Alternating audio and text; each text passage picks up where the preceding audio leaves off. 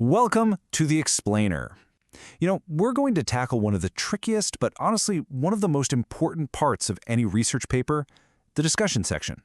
Our goal today, to totally demystify it and give you a super clear roadmap for writing one that makes your research pop. You know the feeling, right? You've crunched all the data, the results are finally in, and then you just hit a wall. You're just staring at that blinking cursor on a blank page thinking, how on earth do I turn all these findings into a story that makes sense? It is so common, but trust me, we're going to solve it. Okay, let's just dive right into why this matters so much. The discussion isn't just a boring summary of what you did. No way. It's the absolute heart of your paper. It's where you finally get to explain what your results actually mean and show everyone why your work is a big deal. And yeah, the stakes are pretty high. A fantastic discussion can make your entire study sing, but a weak one, it can just leave all your hard work feeling, well, unfinished. But here's the good news, there is a blueprint. Today's source material gives us this great three-part framework to work with: the content, the structure, and the style. Let's kick things off with the content. I want you to think of this as your master checklist. Our source material breaks a really strong discussion down into 8 essential parts. Seriously, if you make sure you hit every single one of these, you're going to have a solid, complete argument that covers all your bases. So, the whole thing builds very logically. First up, you just briefly remind the reader of your most important findings. Then, and this is so crucial, you interpret them. You explain why you think they happened. After that, you put your work into conversation with what other researchers have found. And finally, you talk about how your findings might shake up or support existing theories. And what I love about this is that it's a simple, super effective template you can use. If you start your discussion like this, boom, you've immediately set the focus. You're telling the reader exactly what your main contribution is, right from the jump, no messing around. And see, this is that big leap from just describing to actually analyzing. You're not just saying what you found anymore, you're putting forward a reason for why you found it.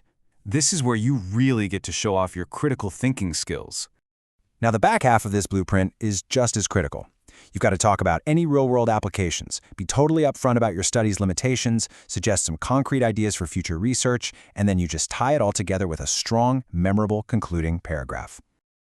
Let's talk about limitations for a second. Please do not be afraid of them. As you can see here, stating them clearly doesn't make your paper weaker, it actually makes it stronger. It shows you're a critical thinker. It tells your readers that you understand exactly where your contribution fits. That kind of honesty, that's what builds massive credibility. Okay, so you have the 8 essential parts, but how do you arrange them so they flow like a good story? That's where part 2 of our framework comes in, the inverted funnel. This is all about organizing your ideas in a way that just makes sense. You start at the narrowest point of the funnel. You begin with what is most specific to your study. Right away, you ground the reader in your results and your interpretation. This is the foundation for everything else you're going to say. Then you start to widen the funnel. You zoom out a bit. This is where you connect your specific findings to that bigger scholarly conversation happening out there. How do your results stack up against what other people have found? What are the practical takeaways?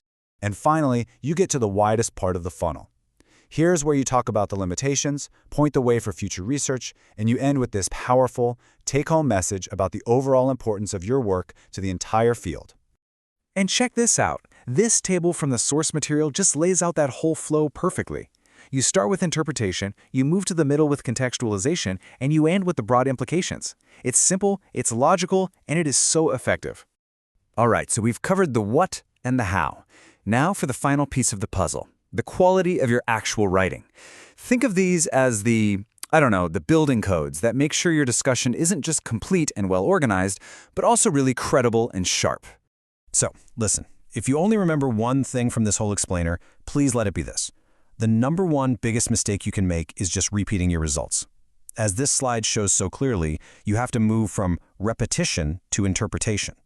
The results section is for what you found. The discussion is for what it all means. This example from our source is just perfect. See how it's not just reporting a number? It's giving you an analytical insight. It's explaining the nature of the change they saw. That, right there, is interpretation in action. And finally, here are a few core principles that will give your discussion real integrity. You want to keep a balanced, critical tone. Resist that temptation to overhype your claims. Be transparent about your methods.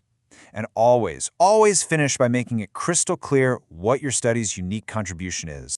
So let's bring this all home. When you combine that 8-part blueprint for your content, the inverted funnel for the structure, and these golden rules for your writing style, what you have is a complete system. A system for building a powerful, persuasive, and truly professional discussion section. Because really, at the end of the day, this is what it's all about. Your discussion is not an afterthought. It is the story of your research. It's your chance to make the case for why your work matters and how it pushes all of our understanding just a little bit further. So as we wrap up, the final question really is for you. You've already done the incredibly hard work of the research. You have a story that needs to be told, and now you have the tools to write its most important, most impactful chapter.